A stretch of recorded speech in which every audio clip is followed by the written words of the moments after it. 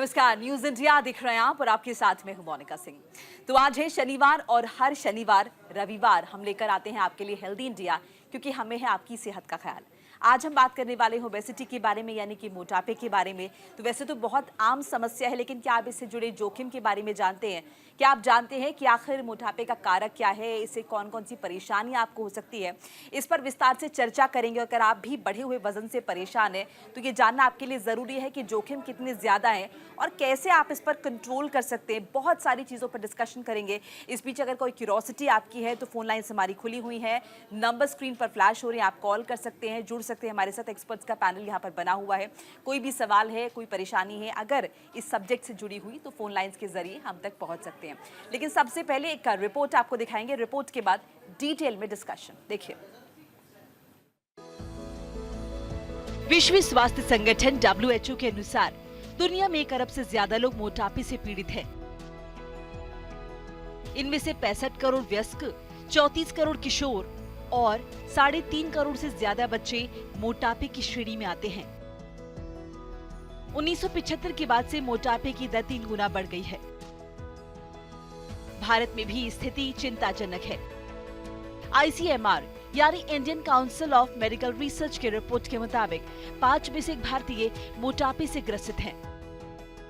शहरी क्षेत्रों में 40% से ज्यादा लोग अधिक वजन के शिकार हैं, जबकि 12% लोग मोटापे से ग्रसित हैं। खासतौर पर बच्चों और किशोरों में मोटापा तेजी से बढ़ रहा है। अनियमित खान पान, ज्यादा कैलोरी वाला खाना, फास्ट फूड, शक्कर युक्त ड्रिंक्स, शारीरिक गतिविधियों की कमी, लोग अब कम चलते हैं, वर्कआउट नहीं करते, तनाव और खराब नींद, तनाव और नींद की कमी मेटाबॉलिज्म को प्रभावित करती है। मोटापा सिर्फ दिखने की समस्या नहीं है, ये गंभीर बीमारियों को जन्म देता है। तो डायबिटीज, मोटे लोगों में टाइप 2 डायबिटीज का खतरा ज्यादा होता है। हृदय रोग, मोटापा ब्लड प्रेशर और कोलेस्ट्रॉल को बढ़ाता है, जिससे हार्ट अटैक का जोखिम बढ़ जाता है। प्रधानमंत्री नरेंद्र मोदी ने 2019 में फिट इंडिया मूवमेंट की शुरुआत की थी। उनका कहना था कि फिटनेस की आदत न सिर्फ हमें बीमारियों से बचाती है, बल्कि जीवन में सफलता की ओर भी ले जाती है। उन्होंने नियमित व्यायाम, सही खान पान और योग को बढ़ावा देने की अपील की है। फिट इंडिया मूवमेंट का मकसद स्वस्थ भारत, समर्थ भारत बनाना है। आप स्वस्थ जीवन शैली अपनाएं, रोजाना 30 मिनट व्यायाम करें, जंक फूड से बचें, स्वस्थ और संतुलित आहार लें, पर्याप्त नींद लें, तनाव को कम रखें, फिट इंडिया मूवमेंट को अपनाएं, दूसरों को प्रेरित भी करें। मोटापा खतरनाक बीमारी है, लेकिन सही लाइफस्टाइल से इसे रोका जा सकता है। आज ही स्वस्थ आदतें अपनाएं और अपने परिवार को भी समस्या से बचाएं। Bureau report, news India.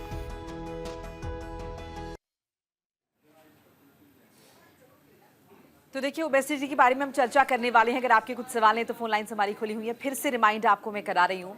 और ओबेसिटी क्यों होती है, मोटापे का कारण क्या है, इससे कौन कौन सी परेशानियां हो सकती हैं, दिल का खतरा भी कहते हैं वो हो सकता है, डायबिटीज़ तक जो है इन चीज़ों को बढ़ावा मिलता है। तो ऐसी बहुत सारी प्रॉब्लम है जिन पर हम डिटेल्स डिस्कशन करेंगे। हमारे साथ तमाम मेहमान जुड़ चुके हैं। मैं तारुफ करा देती हूँ। मेरे साथ प्रोफेसर श्री विशाल त्रिपाठी जी हैं, आपका बहुत बहुत स्वागत मैं करना चाहूँगी। हमारे साथ डॉक्टर सौम्य हैं जो कि डाइटिशियन, आपका भी बहुत बहुत स्वागत मैं करना चाहूँगी। डॉक्टर आनंद शुक्ला हैं हमारे साथ जो कि प्रोफेसर हैं, chairman scientific research committee WHO से, आपका भी बहुत बहुत स्वागत मैं करना चाहूँगी। तो शुरुआत कर लेते हैं। सबसे पहले बात करते हैं डॉक्टर त्रिपाठी से। त्रिपाठी जी, किस तरह से आप देखें ओबेसिटी को और क्यों ये दिन ब दिन बढ़ रही है ये समस्या? देखिए, जो आयुर्वेद का मत है ओबेसिटी के विषय में, जिसको हम लोग मेदस्विता कहते हैं या मोटापा कहते हैं हिंदी में, तो उसके प्रमुख 3-4 कारण हैं। पहला कारण तो ये होता है, आयुर्वेद बोलता है बीज दोषत, जिसको आजकल अंग्रेजी में बोलते हैं जेनेटिक्स। यदि किसी के फोर फादर्स, माता पिता, दादा दादी, नाना नानी कोई भी ओवरवेट हैं, तो वो ट्रांसमिट होकर के बच्चे भी ओवरवेट हो सकते हैं, अनिवार्य नहीं है, हो सकते हैं। दूसरा कारण ये होता है कि हमारे आपके खान पान में फैट को बढ़ाने वाला भोजन ज़्यादा हो या फैट का मेटाबॉलिज्म बढ़ाने वाला भोजन ज़्यादा हो, तो आयुर्वेद में क्या कहते हैं कि जो व्यक्ति बहुत अधिक मीठा पदार्थ खाता है, जैसे हलवा है, पूड़ी है, पराठा है, मीठा ही मीठा ज़्यादा खाता है, तो उसके शरीर में आयुर्वेद में मधुर रस कहते हैं, और मधुर रस से डायरेक्ट मैदा का यानी फैट का प्रोडक्शन बॉडी में होता है, मैदा की अग्नि बढ़ती है। खाने पीने में दूसरा कारण है चिकना पदार्थ, घी, तेल ज़्यादा जो लोग खाते हैं दिन भर, उनको भी फैट ज़्यादा बढ़ता है। तीसरा कारण है ठंडी चीज़ें, जैसे फ्रिज की बनी हुई चीज़ें हैं कि आपने खाना खाया और खाना खाने के बाद coca cola, Campa cola, fridge का ठंडा पानी खाना खाने के बाद तुरंत पी लिया ठंडा पानी, तो उससे भी फैट का प्रोडक्शन ज़्यादा होता है। और चौथा लाइफ स्टाइल होती है कि खाना खाने के बाद दिन में सो जाना, रात में जगना, दिन में सोना, बैठे रहना, बिल्कुल व्यायाम न करना, तो इन सब कारणों से शरीर में फैट बढ़ता है। जी, हमारे साथ एक कॉलर इस बीच जुड़ चुके हैं राजस्थान से। बहुत बहुत स्वागत है सर, आपका सवाल पूछिए अपना।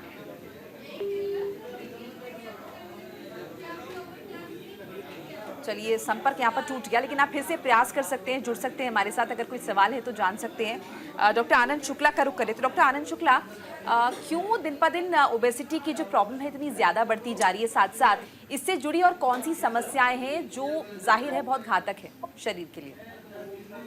देखिए, बहुत ज़रूरी है एक्सरसाइज करना, क्योंकि आप जो खाना खा रहे हैं, अगर आप गाड़ी में पेट्रोल डालते ही जा रहे हैं, गाड़ी नहीं चला रहे हैं, तो उसमें ओवरलोडिंग हो जाएगी। सेम चीज़ है बॉडी का, आप खाना खाते ही जा रहे हैं, आपका बेसिक मेटाबॉलिक रेट पे तो थोड़ा बहुत 1200 कैलोरी तक तो यूटिलाइज हो जाता है, लेकिन हम लोग जनरली 24 से 3600 कैलोरी खा लेते हैं, और उसके कारण जो है तरह तरह से फैट डिपॉजिट होने लगता है। जैसा कि अभी डॉक्टर त्रिपाठी ने कहा कि ज़्यादा मीठा खाने से, तो वाकई जो ज़्यादा मीठा खाते हैं उसी से फैट जमता है, घी तेल से फैट ज़्यादा नहीं जमता। रही बात कि क्या क्या बीमारियां हो सकती हैं जिससे कि फैट के और ओबेसिटी से, तो बहुत सी सारी बीमारियां हो सकती है, क्योंकि अभी देखिए जो ग्राफिक पे दिखाया जा रहा है, मोटा पेट है तो उसका मतलब डायफ्राम नहीं मूव कर रहा है, ब्लड प्रेशर भी होगा, हार्ट अटैक का भी संभावनाएं हो सकती हैं, वेट के कारण जो है घुटने में चलने में दिक्कतें हो सकती है, आर्गन ओवरलोड हो सकता है। अब रही बात कि कैसे कम किया जाए और कैसे मेंटेन किया जाए, तो इसके लिए देखिए स्टीव जॉब ने बड़ा अच्छा काम किया था। वो 2 दिन पे खाना खाते थे, तो पहले दिन का खाना बॉडी में रहता है वो 72 आवर्स तक रहता है, और ऑब्जर्व होने में वो बड़ी टाइम लगता है। तो अगर आप 2 दिन पे खाना खाते हैं और 50 साल के ऊपर के हैं, तो ओबेसिटी बहुत कम होगा। दूसरी बात जो सबसे समस्या आजकल है कि हमारी छोटी बच्चियां, बच्चे जितने भी हैं मोटे मोटे दिख रहे हैं। लड़कियों में तो बड़ी समस्या होती है, पीओसीडी ओवरी की प्रॉब्लम हो जाती है। और दूसरी बात है कि अगर मोटा बच्चा है तो उसको भी डायबिटीज वगैरह हो जाता है, तो या हाइपरटेंशन हो जाता है। ये सारी चीज़ों ओबेसिटी की जो 2 कारण है, एक तो सेंट्रल ओबेसिटी, एक पेरिफेरल ओबेसिटी, दूसरा हार्मोनल ओबेसिटी। तो ये सारी चीज़ों को हम लोग वर्कआउट करते हैं, और इसका मेन एक ही चीज़ है कि आप भूखा रहें और कम से कम खाएं, तथा वो एक्सरसाइज का जरूर करें। अगर एक्सरसाइज नहीं कर रहे हैं तो यूटिलाइजेशन आर्गन में होगा नहीं, और वो धीरे धीरे फैट में जमता जाएगा, और उसके बहुत से साइड इफेक्ट है जो हम लोग डिस्कस करेंगे। जी बिल्कुल। डॉक्टर सौम्या, हम क्योंकि डाइट इसलिए इंपॉर्टेंट हो जाती है क्योंकि कहते हैं कि 70% is diet and 30% is exercise which actually does, जो बॉडी में आके काम करती है। सो खाने पर इतनी बातें हो गई हैं, डॉक्टर साहब ने ये भी कहा कि घी तेल से बहुत ज़्यादा फर्क नहीं पड़ता, मीठे से ज़्यादा फर्क पड़ता है, या फिर अगर इतने इंटरवल में खाना खाएं। सो ये जो इंटरवल की बातें बताओ, डाइटिशियन आप क्या सजेस्ट करती हैं? क्या इतने वक्त तक भूखा रहना, क्योंकि बहुत सारे ऐसे भी लोग हैं जिनको गैस के इश्यूज होते हैं, वो ज़्यादा देर भूखा नहीं रह सकते। सो ऐसे में व्हाट डू यू सजेस्ट और हाउ डू यू डील, आप कैसे डील करते हैं पेशेंट्स के साथ? राइट, सो थोड़ा सा मैं इसके बैकग्राउंड देना चाहूँगी कि एग्जैक्टली एज अ लेमैन हमें ये समझना बहुत ज़रूरी है कि ओवरवेट एंड ओबेसिटी में एक्चुअली डिफरेंस क्या है। राइट, ये बहुत ज़रूरी है हम सबको समझना। एंड बिफोर मैं डाइट के बारे में बताऊँ, मैं 2-3 चीज़ें और बताना चाहती हूँ कि आज की डेट में हमें बहुत ज़रूरी है ये पता करना कि एक्चुअली में हमारा BMI कितना है। BMI को हम बहुत सिंपली कैलकुलेट कर सकते हैं, जिसका फॉर्मूला है कि weight in kilograms divided by height in metre square. Now WHO ने इसकी ना 2-3 क्लासिफिकेशंस दे रखी हैं। अगर आपका BMI 18.5 से कम आता है, इट मीन्स आप अंडर वेट है, जो कि आज की डेट में एक्चुअली कम देखने को मिलता है। पर अगर आपका BMI 18.5 से 24 के बीच में आता है तो आप नॉर्मल वेट को बिलोंग करते हैं, राइट। सिमिलरली अगर आपका BMI 24.9 से 29 के बीच में आता है तो आप ओवर वेट हैं। एंड अगर आपका BMI 29.9 के अबव जा रहे हैं तो आप ओबीज कैटेगरी को बिलोंग करें। तो सबसे पहले तो हमें ये समझना बहुत ज़रूरी है कि हम किस कैटेगरी में बिलोंग करते हैं। उसके अलावा जैसे आपने मुझे पूछा कि अगर हम बहुत लॉन्ग फास्टिंग आवर्स करते हैं तो अगर आपको गैस की प्रॉब्लम होगी या कुछ और गैस्ट्रिक रिलेटेड इश्यूज होते हैं, 12 to 13 आवर्स और अगर हम फास्टिंग करते हैं एट अ स्ट्रेच, तो उससे जनरली हमने देखा है, मैंने भी अपनी प्रैक्टिस में देखा है कि गैस या गैस रिलेटेड कंसर्न्स जो रहते हैं वो आइडली एक्चुअली सेटल डाउन हो जाते हैं।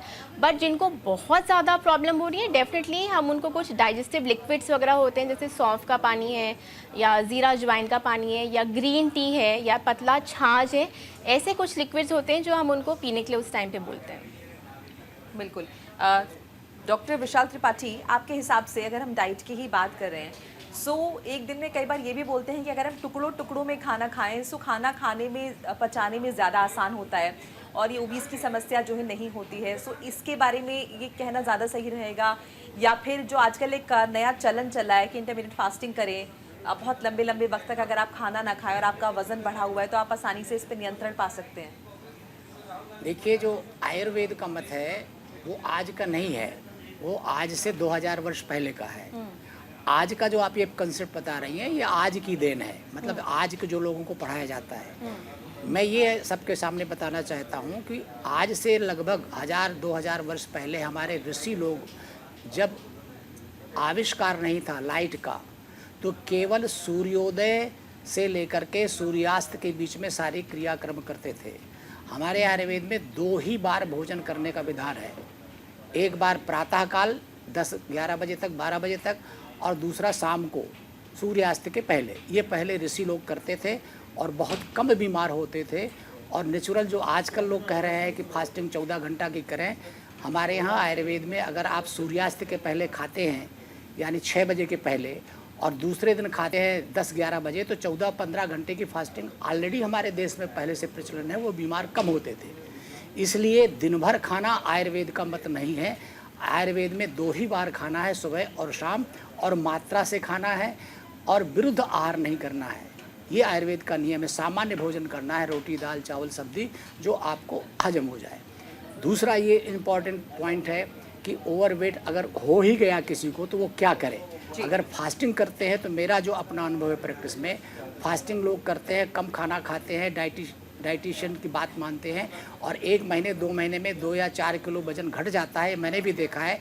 लेकिन पेशेंट आके कंप्लेन करते हैं कि जैसे उन्होंने नॉर्मल खाना शुरू किया उसके बाद फिर वेट बढ़ जाता है जी। तो मेरा कहना ये है कि पहले ये समझें कि आपकी जो ओबेसिटी है वो गलत लाइफ स्टाइल से है या आपकी जेनेटिक है। यदि आपकी जेनेटिक है तो आप नॉर्मल खाना खाइए, आपको कोई परेशानी नहीं होगी। यदि आपकी लाइफ स्टाइल ख़राब है, खूब मीठा खाते हैं, खूब ठंडा खाते हैं, खूब घी चिकना खाते हैं, दिन में सोते हैं और बिल्कुल चिंता नहीं करते काम की, वो आदमी हमारे यहाँ मोटापा का शिकार होता है। ऐसा आयुर्वेद का मत जी। इस बीच हमारे साथ एक कॉलर है, मैं कॉलर पहले ले लेती हूँ। हमारे साथ पंचकुला से शशि जुड़ी हैं। शशि जी, स्वागत है, सवाल पूछिए। हाँ जी, नमस्कार डॉक्टर जी। सर, मेरे हस्बैंड के ना नाभि के ऊपर बड़ा पेन हो रहा है, उनको रात से ना बहुत दर्द है जी। तो समझ नहीं आ रहा वो क्या पेन है, काफी पेन है उनको जी। नहीं तो क्या उसमें जलन होती है या खाली खाना खाने के बाद होता है, खाना खाने के पहले होता है? जलन तो नहीं हो रही ना खाना खाने के बाद और पहले भी नहीं, बस पता नहीं क्यों काफी भारीपन हुआ, कल पेट बड़ा टाइट सा रहा। नहीं तो हो सकता है कि अंदर गैस हो या सूजन हो, उसकी प्रॉपर जांच कराइए ना, पता करेगा कि क्या कारण है। आजकल जांचें चल रही हैं, जांचें में आप एंडोस्कोपी करा लीजिए, अल्ट्रासाउंड करा लीजिए, क्लियर हो जाएगा कि क्या बीमारी है। और सिम्टम से तो यही लग रहा है कि पेट में सूजन है उनको, या उनका भोजन ठीक से नहीं पचता, गैस बनती है, सूजन, इससे ऐसा लगता है। हाँ, हो सकता है भोजन भी, और फिर जब मतलब ड्रिंक भी कर लेते हैं, ये ड्रिंक करते हैं तो उनका निश्चित 100% लीवर खराब होगा, फैटी लीवर होगा। जब तक फैटी लीवर ठीक नहीं होगा ये प्रॉब्लम ठीक नहीं होगी। ठीक है सर, ठीक है। चलिए उम्मीद करते हैं कि आपको आपके सवाल का जवाब मिले होगा। डॉक्टर आनंद, हम मीठे के भी जिक्र करें कि मीठे की वजह से वेट हमारा काफ़ी पुट ऑन हो जाता है। सो मीठे में कई बार लोग ये भी बोलते हैं कि अगर हम चीनी खाने की जगह गुड़ का इस्तेमाल करते हैं तो शायद उतना नुकसान नहीं होता। सो क्या ये भी माने कि चीनी की जगह गुड़ का सेवन करते हैं तो वेट भी नहीं बढ़ता है या नुकसान कम होता है? इसको ज़रा इलैबोरेट कीजिए। ये बहुत अच्छा क्वेश्चन है, क्योंकि 30% कार्बोहाइड्रेट लेना होता है, 30% प्रोटीन लेना होता है, और अब तो हम लोग 40% फैट के लिए कह दिए हैं कि फैट से फैट नहीं बनता। ये समझ लीजिए, फैट खाने से फैट जलता है और न्यू एडिपोसाइट सेल्स बनती हैं जो उनको हैंड ओवर करती हैं पुराने फैट को। तो अब मीठा की बात, जो रहस्य आज तक था वो यही है कि चीनी वाले में कंसंट्रेटेड शुगर ज़्यादा होती है, गुड़ वाले में थोड़ा सा कम होता है। इसलिए आप गुड़ लीजिए, क्योंकि गुड़ मात्रा में दिखने में भी ज़्यादा होता है, उसमें वाटर कंटेंट भी होता है, और चीनी जो है कंसंट्रेटेड फॉर्म में होती है। तो आप गुड़ लेने से आपको बड़ा थोड़ा डाइजेस्टिव भी होता है, बहुत ही अच्छा होता है। और चीनी हो सके तो आप अवॉइड करिए। चीनी नकारने से शुगर कंट्रोल नहीं होगा। शुगर का कंट्रोल इसलिए होता है कि आप एक्सरसाइज नहीं कर रहे हो, इंसुलिन बॉडी में नहीं सिक्रीट हो रही है, और आप बहुत सा कैलोरी ले रहे हो, क्योंकि प्रोटीन भी शुगर में कन्वर्ट होती है, फैट भी बाद में कन्वर्ट होती है। तो इसलिए आप गुड़ का सेवन कर सकते हैं, बहुत अच्छा है, इसमें कोई दिक्कत नहीं। अच्छा डॉक्टर आनंद, एक इंटरेस्टिंग बात आपने यहाँ पर बोली, अगर इस पे थोड़ा सा और इलैबोरेट करेंगे। आपने कहा देखिए फैट से फैट नहीं बनता है, फैट फैट को काटने का काम करता है। सो क्या हम ये समझें कि अगर हमारी बॉडी में फैट पहले से जमा है, अगर हम फैट का इंटेक कर रहे हैं तो जो मौजूदा फैट है उसे कम करने में मदद मिलेगी? देखिए बहन जी, मनिका जी, हम प्रोफेसर हैं मेडिकल कॉलेज में और बहुत हाईली क्वालिफाइड है, MBBS, MD, PhD, TSC और अपोलो में भी रहे हैं जी। मेरे को 120 किलो वजन हो गया था, और मैं केवल घी खाया, गाय का घी, क्योंकि डाइजेस्टेबल होता है, और आयुर्वेद में पढ़ा था घी थेरेपी। तो चाय में भी 1 चम्मच घी, रोटी में भी, हर जगह हमेशा घी। बस इसमें फैट अवॉइड किया। 2-3 दिन तो कड़वा मुंह रहता है, क्योंकि कीटोन ज़्यादा रिलीज होता है, और वोमिटिंग जैसा लगा, तो ओंडेन स्ट्रान वोमिटिंग की दवाई ली और खूब पानी पिया। आप विश्वास नहीं करेंगे, 1.5 महीने में मेरा 22 किलो वजन कम हो गया, और कहीं वीकनेस भी नहीं लगा और कुछ भी नहीं लगा। तो बाद में हम लोगों से पूछे, एंडोक्राइनोलॉजिस्ट से पूछे कि भाई ये थेरेपी तो वेद में, आयुर्वेद में इंडिकेटेड है, क्या चक्कर है? क्योंकि हर दवाई में आपको घी मना नहीं है, आप च्यवनप्राश में भी घी है, हर जगह घी है। तो उन्होंने बताया कि न्यू एडिपोसाइट सेल्स बनने लगती हैं, जो पुरानी सेल्स हैं वो चूंकि बढ़िया कार्बोहाइड्रेट न मिलने के कारण, कीटोन मिलने के कारण, वो पुरानी सेल्स को नई सेल खा जाती है, और इस तरीके से रीजनरेशन भी होता है, और कीटोन के कारण जो है आपको बहुत रिलीफ मिलता है, एक्स्ट्रा प्रोटीन की भी जरूरत नहीं होती। और 1.5-2 महीना में मेरा 22 किलो वजन कम हुआ, और एकदम फिट एंड फाइन। आप विश्वास नहीं करिएगा, मैं 64 साल का आदमी हूँ, I am running everywhere, doing all work without any rest और एंजाइटी, क्योंकि जितनी भी कोलेस्ट्रॉल है ना, ये सारी स्टीरॉयड्स के कारण ज़्यादा बनने लगती है, मेलेटोनिन के कारण।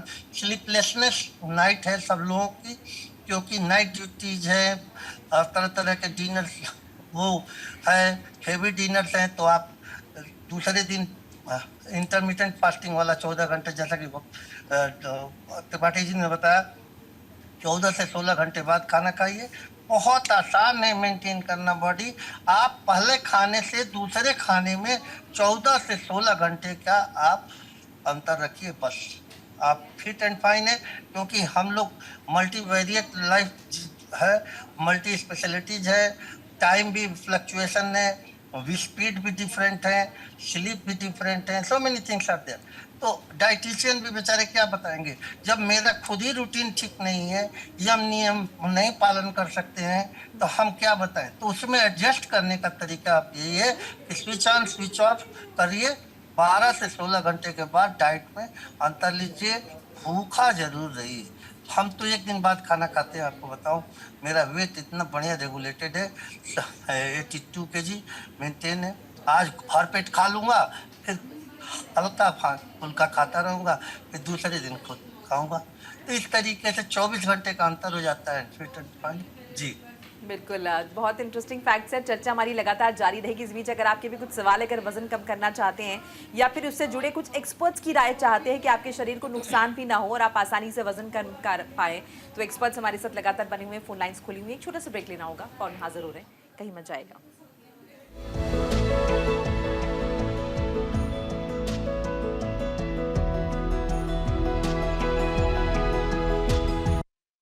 ब्रेक के बाद स्वागत है आपका। बात हम कर रहे हैं मोटापे के बारे में। बहुत ही कॉमन टॉपिक है, आप में से बहुत सारे लोग इससे परेशान होंगे। तो बढ़ा हुआ वजन और एक्चुअल मोटापे में, ओबीज में क्या फ़र्क है, कब ये खतरनाक स्तर पर पहुंच जाता है, ऐसे तमाम सवाल जिन पर हम चर्चा करें। इस बीच अगर आपके सवाल हैं तो आप भी पूछ सकते हैं, फोन लाइन हमारी खुली हुई है। डॉक्टर सौम्या का रुख कर लेते। डॉक्टर सौम्या, अब डाइट के बारे में बात करें तो ऑब्वियसली डाइटिशियन के पास ज़रूर जाएंगे, और मैं ये जानना चाहूँगी कि जब हम वज़न कम करने की बात करते हैं तो सबसे पहले लोगों का ध्यान जाता है कि हम अपना शुगर कट डाउन कर दें, हम मीठा बंद कर दें। सो मीठा बंद कर दे में व्हाट डू यू सजेस्ट, क्योंकि बहुत सारे लोग शुगर फ्री का भी रुख करते हैं या स्टीविया की तरफ भी जाते हैं। कई बार लोग जैसे मैंने भी डॉक्टर साहब से पूछा गुड़ के बारे में। सो आपका क्या टेक है इस पर? सो मैं 2-3 पॉइंट्स इसमें बहुत क्लियर करना चाहूँगी। जो हम नॉर्मल चीनी यूज़ करते हैं, जो हम चाय में डालते हैं, दूध में डालते हैं, that comes under the category of simple carbohydrates, जिसके बहुत ज़्यादा ना हार्मफुल इफ़ेक्ट्स हैं। उससे आपको कोई न्यूट्रिशन नहीं मिल रहा, सिर्फ आपको एम्प्टी कैलोरीज मिलती हैं। उसी तरह अगर आप गुड़ खाते हैं या आप शहद ले रहे हैं या जो नेचुरली स्वीटेंड थिंग्स है जैसे अंजीर है या खजूर है, इनसे आपको कैलोरीज तो मिलती हैं, स्वीटनेस भी मिलती है, पर आपको न्यूट्रिशन बहुत अच्छा मिलता है। तो आपको फाइबर मिलेगा, आपको ट्रेस एलिमेंट्स में जैसे कैल्शियम है, आयरन है, इन सब चीज़ें भी आपको, आपका आरडीए इससे कवर होता है। तो आई वुड से सबसे पहली चीज़ जो है आपको छोड़नी है वो है सिंपल शुगर, जैसे कि आप चीनी वगैरह यूज़ करते हैं। गुड़ और हनी में भी आपको उतनी ही कैलोरीज मिलेंगी, जितना आप इसको कट डाउन कर सकते हैं, लिमिट कर सकते हैं, उतना आपके लिए बेनिफिशियल रहेगा वेट लॉस जर्नी के लिए।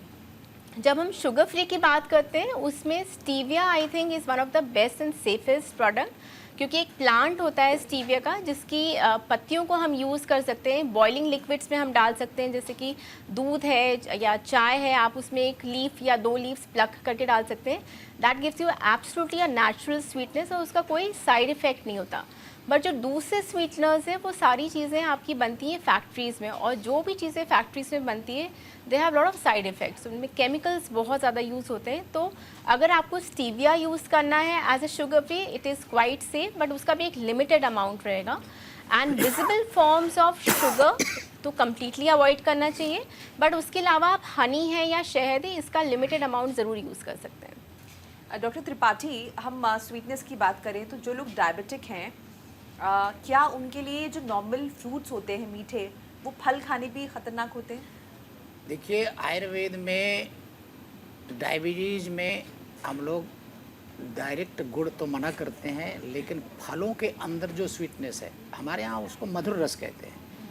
आप कोई भी फल खा सकते हैं, एक आयुर्वेद में मना नहीं है, लेकिन डायरेक्ट गुड़ है, चीनी है, ठंडा पानी है, ओवर डाइट है और दही है, ये हम लोग डायबिटीज़ में मना करते हैं। हमारे आयुर्वेद में ये खाने से डायबिटीज़ बढ़ता है और मोटापा भी बढ़ता है। हमारे यहाँ दही से भी मोटापा बढ़ता है, लिखा हुआ है आयुर्वेद में, डायबिटीज़ भी बढ़ता है।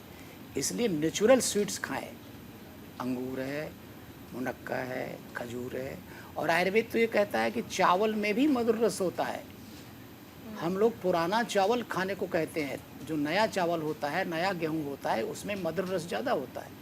जो जितने डायबिटीज़ के ओबीस पेशेंट हैं वो मल्टीग्रेन खाएं, पुराना चावल खाएं, पुराना गेहूं खाएं, गेहूं चना जौ मिला के खाएं। जौ हमारे यहाँ सबसे बढ़िया माना जाता है डायबिटीज़ ओबेसिटी के लिए, इसलिए हम तो मना करते हैं कि मीठा ना खाएं। जी डॉक्टर आनंद, जो लोग डायबिटिक हैं उन्हें अगर वजन कम करना है तो उन्हें आप क्या सजेस्ट करेंगे? क्या वो भी सेम पैटर्न से अपना वेट लॉस करें?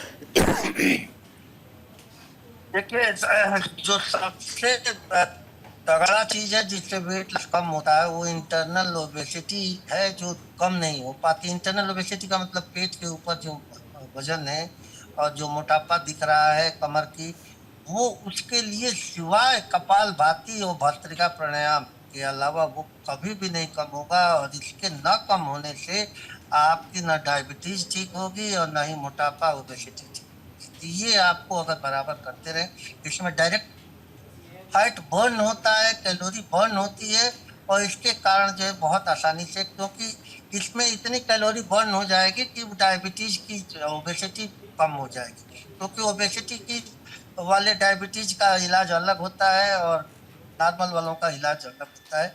और ऐसा देखा गया है कि आयुर्वेद में जो इंटरनल ओबेसिटी की है बहुत ही अच्छा है। भूखा रहना, प्रक्षालन विधि, बहुत ज़्यादा पानी पी लेना या वोमिटिंग कराना, ये सारी चीज़ों को हमने इस्तेमाल किया और इंटेस्टाइनल ओबेसिटी को और पेरिटोनियल ओबेसिटी को इससे क्लियर किया है। इतनी अच्छी बॉडी बन जाएगी, इतने कट्स आ जाएंगे आपके कि कहने लायक नहीं। स्पेशली महिलाओं में तो बहुत ही अच्छा है इसमें कि अगर आपने कपालभाति कराया, आप देखिए सीजरियन सेक्शन हुआ 1 साल बाद उसको शुरू करा दीजिए, 2 महीने में एकदम इंटरनल फैट खत्म हो जाएगा। और जैसा देखा गया है कि डायबिटीज भी हमारा, कितने भी पेशेंट हैं जो डायबिटीज में रिवर्स कर गए हैं बिकॉज ऑफ द फैट और वेट, तो 15 किलो वेट हमने कम किया है 1 महीने के। तो 15 किलो वेट अगर कभी भी आप डायबिटीज वाले का कम करा देंगे तो आप समझिए कि उसका डायबिटीज के 90% खत्म हो जाएगा, इलाज उसका आसान हो जाएगा। ये हम लोगों ने देखा है। हमारे डीएम जो इंडोक्राइनोलॉजिस्ट हैं सुभाष मेडिकल कॉलेज में, उन्होंने इस पे क्लिनिकल ट्रायल भी किया है, बहुत अच्छा है। जैसे अभी आप ग्राफिक्स में दिखा रही हैं, इस बंदे का पेट कम नहीं हो सकता किसी भी हालत में, क्योंकि इसमें पेरिटोनियल फैट है। इसको या तो वो ऑपरेशन करके लाइपोसक्शन कराएंगे तब जाके कम होगा, फिर दोबारा भर जाएगा। तो इस तरीके से जो प्राणायाम के विधि हमारे पतंजलि के बाबा रामदेव जी सिखाते हैं वो बहुत ही अच्छा है और इसमें कमाल की है, क्योंकि बैक का भी फैट और एब्डोमेन का भी फैट, साइड का भी फैट, ये सारा फैट आपका गल जाएगा और बहुत अच्छा रिस्पिरेशन होगा और इस तरीके से डायबिटीज ठीक। जी बिल्कुल पॉइंट ऐड करना चाहूँगी जी। तो जैसे मैंने अपना BMI के बारे में बताया कि हम सबको पता होना चाहिए कि हमारा BMI कितना है और हम किस कैटेगरी ऑफ ओबेसिटी में फॉल करते हैं। उसी तरह से हम सबको ये बहुत इम्पॉर्टेंट है पता करना कि हमारा एब्डोमिनल ओबेसिटी कितनी है। सो WHO की गाइडलाइंस है कि फॉर फीमेल्स आपकी जो एब्डोमिनल लेंथ है वो 88 सेंटीमीटर से कम होनी चाहिए और जो मेल्स हैं उनकी जो वेस्ट लेंथ है वो 102 सेंटीमीटर से कम होनी चाहिए। तो अगर आप इन दोनों दायरों के अंदर हैं तो आपको उतना ज़्यादा एब्डोमिनल ओबेसिटी की प्रॉब्लम नहीं है। तो ये 2-3 चीज़ें जो बहुत ज़्यादा इंपॉर्टेंट है, आपको अपना BMI पता करना, आपको अपना वेस्ट लेंथ पता करना, जिसके तरीके से आप पता कर सकते हैं अपने बारे में कि आपको ओबेसिटी है कि नहीं और कौन सी ओबेसिटी है। आपका मतलब नॉर्मली जिस हम वेस्ट को मेजर करते हैं, या right. So it should be, अगर फीमेल्स की बात है तो 88 centimetre, 88 centimetre, less than that, lesser than that. And males का अगर जिक्र हम कर रहे हैं 102 सेंटीमीटर से लेस। ओके, सो अगर इससे ऊपर ये जा रहा है तो हम ओबेसिटी की कैटेगरी में हैं 100%। ओके, ओबेसिटी नहीं तो ओवरवेट 100%। ओवरवेट 100% है। सो डॉक्टर, कैसे अगर हम ज़रा सी चूक रहती है और हम नहीं ध्यान देते हैं, सो हमारा ये जो ओवरवेट है ये ओबेसिटी में कन्वर्ट हो जाता है, और क्या ओवरवेट से भी जुड़ी हुई प्रॉब्लम्स हो सकती है या फिर ओबेसिटी के बाद ही जो है डिजीज़ हो सकती है? डॉक्टर सौम्या। सो WHO की एक लेटेस्ट रिसर्च है जो अभी लैंसेट जर्नल में पब्लिश हुई है, which says that 1 in every 8 individual actually is obese और ओवरवेट, जो कि बहुत ही शॉकिंग एंड अलार्मिंग है actually. So it is very very important कि हमें अपना BMI, हमें अपनी वेस्ट लेंथ, दोनों ही चीज़ें पता होनी चाहिए। एंड क्या क्वेश्चन चाहती हूँ जी डॉक्टर त्रिपाठी, मैं ये भी आपसे समझना चाहूँगी, देखिए अभी हम लगातार डाइट के बारे में बात करें, सो बहुत मैंने कई बार देखा कॉन्ट्राडिक्टरी होता है कि जब हम एलोपैथी में अगर हम देखते हैं डाइट और अगर हम बात करते हैं आयुर्वेद की, क्योंकि आयुर्वेद में हर चीज़ को तासीर से और नेचर से जोड़ते हैं, सो इतना ज़्यादा कॉन्ट्राडिक्शन क्यों है? प्लस इसको किस तरह से आप डील करते हैं, क्योंकि सबकी अपनी अपनी मान्यताएं भी होती हैं लोगों की। नहीं, ये कंट्राडिक्शन नहीं है, ये व्यूज हैं। हमारा व्यूज है ऋषियों मुनियों का 2000 वर्ष पुराना, जो आज भी चला रहा है, आज तक किसी ने काटा नहीं जी। ये आज का व्यू है, जो ये आज कुछ कहते हैं और 10 साल बाद रिसर्च बदल जाती है, फिर 10 साल बाद रिसर्च बदल जाती है। तो ये इनके व्यूज हैं, फाइनल नहीं है। फाइनल तो हमारा यही है कि जो मोटापा बढ़ता है वो अधिक भोजन करने से, दिन में सोने से, ठंडा पानी पीने से, खूब मीठा खाने से, कोई चिंता ना करने से। हमारे यहाँ 3 सूत्र दिए हैं चरक ने। चरक हमारे यहाँ सबसे इम्पॉर्टेंट फिजिशियन थे, चरक संहिता। उसमें लिखा है कि अचिंतनाच कार्याणाम ध्रुवम समतर्पणेन चो, माने कोई चिंता ना करिए और दिन भर खाते रहिए, हर घंटे घंटे बाद, मीठा से लेकर सब कुछ। और स्वप्न प्रसंगाच नरः, और खूब सोचिए, दिन में भी सोइए, रात में भी सोइए। नरो वाराह उपस्थिति, जैसे सुअर मोटा हो जाता है, ऐसे मोटे मरीज मैंने देखे हैं, इंडिया में नहीं, विदेशों के भी मरीज देखे हैं, जहाँ का एक कंसेप्ट है, वो अपने यहाँ की ओबेसिटी नहीं ठीक कर पाते, हमारे देश के कैसे हो। डॉक्टर सौम्या, आप कैसे डील करती हैं? आप डाइटिशियन हैं, तो वहाँ पर भी अलग अलग ओपिनियन होती है लोगों की। So how do you suggest? अब जैसे पोस्ट प्रेगनेंसी की हम बात करते हैं, तो आयुर्वेद इस बात का जिक्र है कि अगर डिलीवरी आपकी हुई है तो आपको ठंडी चीज़ों का सेवन नहीं करना, क्योंकि आपका पेट इससे बढ़ जाएगा। बट दूसरी तरफ ये भी कहा जाता है कि अगर आप हेल्दी चीज़ें नहीं खाएंगे, दही नहीं खाएंगे, प्रोबायोटिक होती है, या फिर फ्रूट्स नहीं खाएंगे, तो आप जल्दी ठीक कैसे होंगे, रिकवर कैसे करेंगे? सो आयुर्वेद का एंड मॉडर्न न्यूट्रिशन का ना थोड़ा सा डिफरेंस है इन टर्म्स ऑफ प्रैक्टिसिंग। क्या होता है, जैसे सर ने बोला कि दही नहीं खाना है after the delivery. So dahi for a vegetarian of course is very very important, क्योंकि एक तो बहुत अच्छा सोर्स है आपका प्रोटीन का, आपको उससे कैल्शियम मिलता है, और सबसे बेस्ट चीज़ दही की ये होती है कि आपको प्रीबायोटिक एंड प्रोबायोटिक्स उससे बहुत मिलता है, जो कि एक गट फ्रेंडली बैक्टीरिया होता है। जितना अच्छा आपका डाइजेशन होगा, जितने अच्छे आपके डाइजेस्टिव एंजाइम्स का सिक्रीशन होगा, उतनी ज़्यादा आपकी जो बीमारियां हैं वो उतनी कम होंगी, एंड ऑफ कोर्स आपकी ओवरऑल हेल्थ बहुत अच्छी होती है। ठंडी चीज़ें of course it depends upon person to person. अगर किसी को सूट नहीं करता है ठंडा लेना, फ्रिज का लेना, तो वो अवॉइड कर सकते हैं, बट अदरवाइज ठंडे का एंड ओबेसिटी का एज सच कोई रिलेशन हमें तो नहीं है। मॉडर्न स्टडीज़ में कोई ऐसे प्रूफ नहीं है। नहीं, मैं इसमें ऐड करना चाहता हूँ, आयुर्वेद में हर भोजन का, डॉक्टर आनंद, मैं आ रही हूँ आपके पास जी। आयुर्वेद में हर भोजन का शरीर में ये नुकसान है और ये फायदा है, इसका वर्णन है कम से कम 25 चैप्टरों में। आज ये कहते हैं कि केवल इसमें प्रोटीन है, प्रीबायोटिक, मैं मानता हूँ, लेकिन दही इसके नुकसान क्या है ये नहीं आज बताया जाता है साइंस में, कल बताने लगेंगे। हमारे आयुर्वेद में लिखा है कि अगर आर्थराइटिस का पेशेंट दही खाता है तो आर्थराइटिस बढ़ता है। हमारे आयुर्वेद में लिखा है कि अस्थमा का पेशेंट दही खाता है तो अस्थमा बढ़ता है। ओबेसिटी का पेशेंट दही खाता है तो जोड़ों का दर्द होता है, डायबिटीज होता है। ये हमारे यहाँ लिखा है दही के गुणों में। अब आज की रिसर्च नहीं हुई है तो इसका मतलब इनकी नॉलेज की कमी है, आयुर्वेद की कमी नहीं है। ठीक है सर। डॉक्टर आनंद जी देखिए मैम, हमारे 2 पेशेंट जो हैं, 107 साल की और एक 112 साल तक जीता रहे, समझ रही हैं? एक उसमें जो 112 साल वाले हैं वो अल्कोहल भी लेते थे, तो वो कहते थे कि अल्कोहल लेने से आदमी लंबा जीता रहता है। और दूसरी माता जी थी, 107 साल की थी, उनको 40 साल से मैं इलाज करता रहा हूँ। उनका एक ही रहस्य था, भूखा रहना और कम से कम खाना खाना, और जो हर चीज आप खाइए और कोई इसमें रोक टोक नहीं है, क्योंकि यम नियम का पालन नहीं हो पा रहा है, समय से सो नहीं पा रहे हैं, समय से चल नहीं पा रहे हैं। तो जैसे गाड़ी है उसको ब्रेक लगाना बड़ा जरूरी होती है, और गाड़ी को कैसे चलाएं, उसको स्पीड आप कंट्रोल करते रहें। मैंने इंटरमीडिएट फास्टिंग पे आके अभी रिसर्च का हुआ है।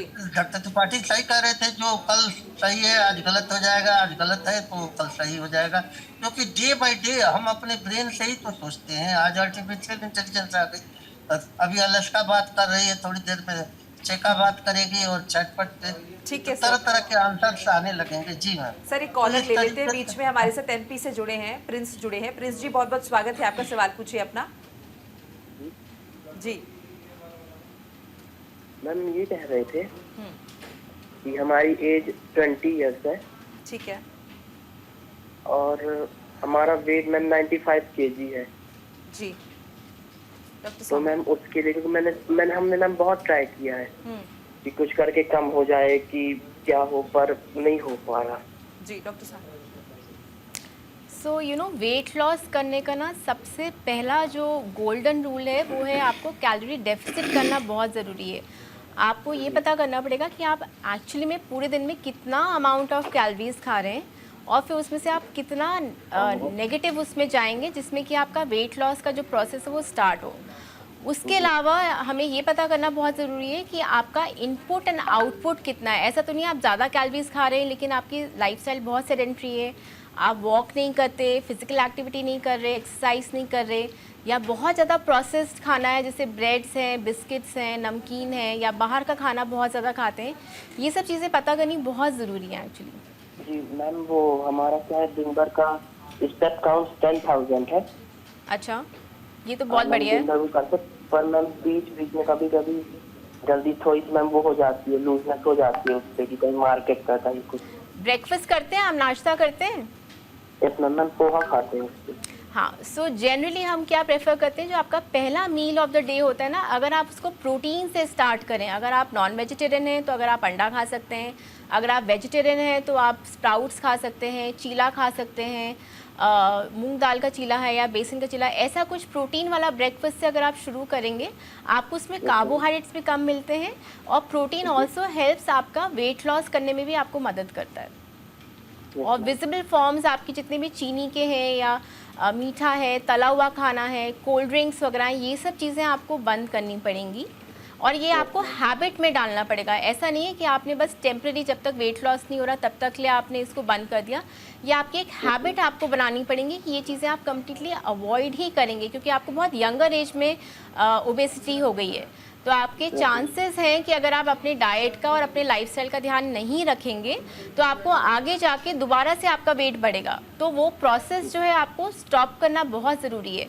आप कम वेट लॉस करें लेकिन उसको maintain longest period of time करने के लिए बहुत ज़रूरी है। Yes ma'am. मेरा सुझाव इनके लिए ये है जी। कि अगर आप ठंडा पानी पीते हो भोजन के बाद तो बंद करिए, गर्म पानी पीजिए।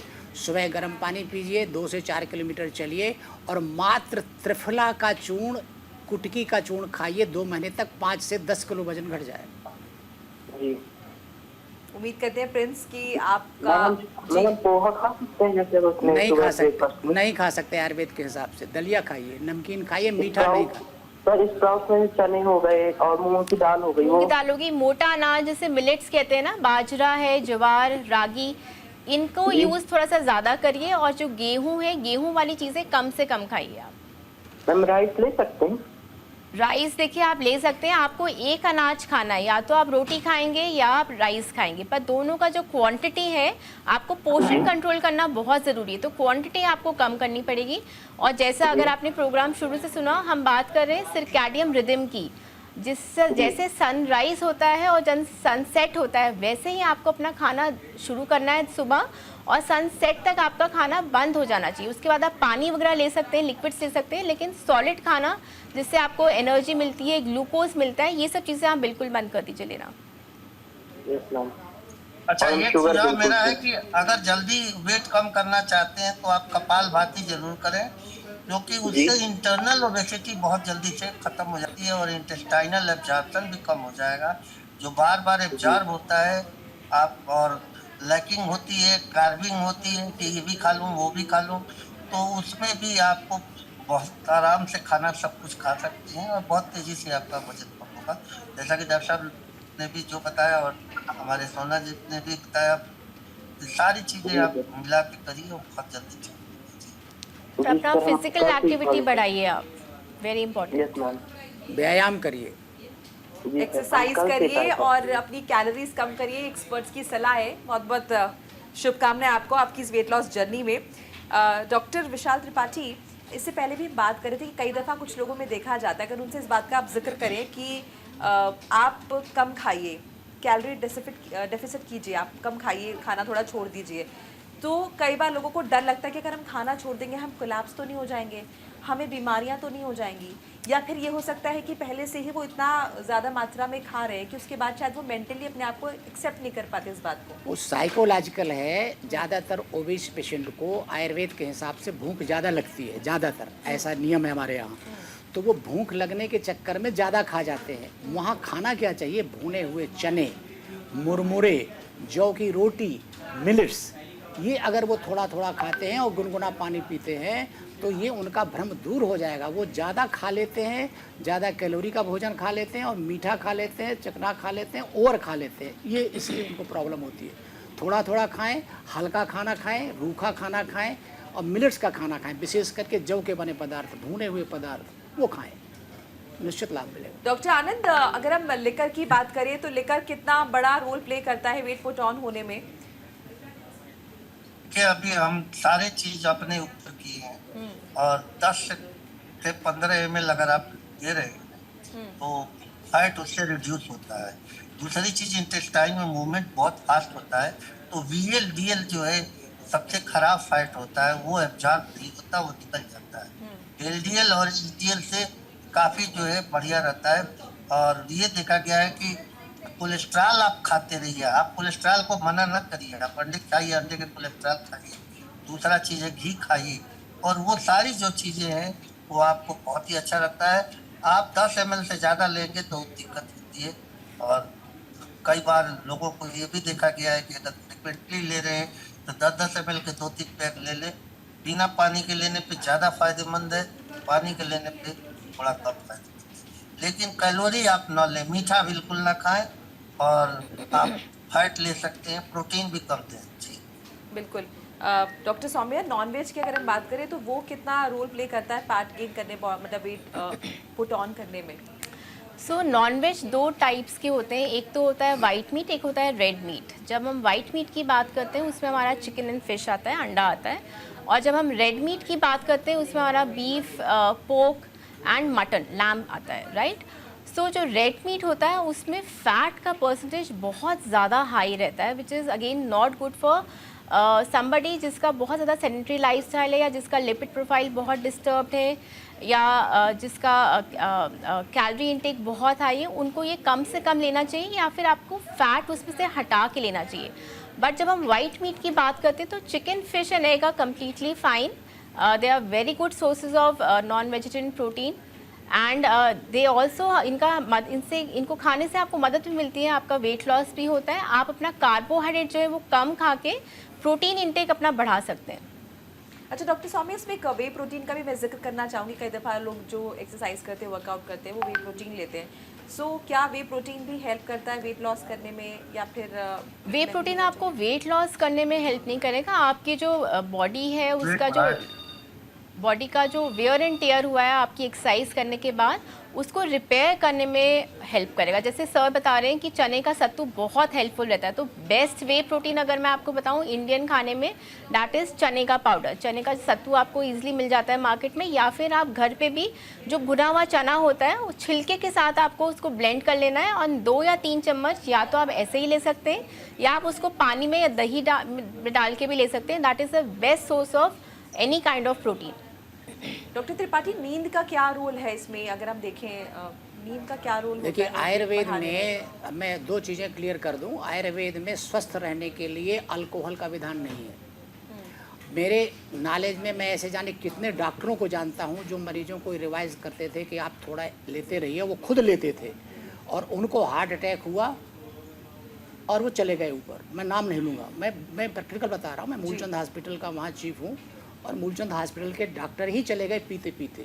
इसलिए आयुर्वेद में ये विधान नहीं है कि रोज़ ड्रिंक करें। मैं एक स्पष्ट मत कर दूँ, कभी कभी ले सकते हैं, पहली चीज़। दूसरी चीज़ जो आपने प्रश्न पूछा है कि क्या पूछा तो दूसरा प्रश्न नींद के बारे में मैंने नींद का है कि अगर जो बच्चे रात में 2 बजे तक जगते हैं और दिन में 12 बजे तक सोते हैं, उनका ओवरवेट होता है आयुर्वेद में।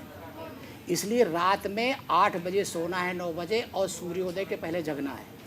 दिन में निरंतर सोने वालों का वजन बढ़ता है आयुर्वेद में। अब आप कहेंगे इसमें प्रोटीन तो है नहीं, इसमें फैट तो है नहीं, इसमें कार्बोहाइड्रेट है नहीं, पर आयुर्वेद ये कहता है कि जो बच्चे देर रात जगते हैं और दिन में सोते हैं 12 बजे तक, उनका वजन बढ़ता है, फैट मेटाबॉलिज्म होता है। अग्निमांद्य कहते हैं आयुर्वेद में, अग्निमांद्य। मेद की अग्नि मंद हो जाती है तो उससे मैदा ही बनता है। ऐसे दिन में सोने वालों का भी मैदा बढ़ता है विदाउट एनी कैलोरी। आप नॉर्मल भी खाना खाओ और दिन में सो तो वजन बढ़ता है। इसलिए आयुर्वेद में रात में ही सोने का विधान है, एक्सेप्ट यदि किसी कारण से आप रात में जगे हैं, संगीत है या शादी है, तो आप दिन में सो सकते हैं, वो भी आधा। यदि रात को 12 घंटे जगे हैं तो दिन में 6 घंटे सोना है। ये आयुर्वेद का विधान है। तो नींद का भी रोल है। क्यों, मैंने आपको सूत्र बताया था ना कि अचिंतनाच्च कार्याणाम ध्रुवम संतर्पणेन च स्वप्न प्रसंगाच्च नरा। 12 है माने सुअर की तरह आदमी मोटा हो जाता है यदि वो गलत सोता है। बिल्कुल। चलिए, आप सभी एक्सपर्ट्स का बहुत बहुत शुक्रिया हमारे साथ जुड़ने के लिए, हमारे दर्शकों को कीमती राय देने के लिए। तो कुल मिलाकर इसका निष्कर्ष यही कि अच्छा लाइफस्टाइल आप रखें और जितना हो सके अच्छा खाना खाएं, स्वस्थ खाना खाएं, अच्छी नींद लें। इसी के साथ आज के शो में फिलहाल इतना ही। फिर मुलाकात होगी अगले हफ्ते एक नई समस्या के साथ, निश्चित तौर पर समाधान भी लाएंगे। तब तक के लिए दीजिए इजाजत। आप देखते रहिए हेल्दी इंडिया। नमस्कार।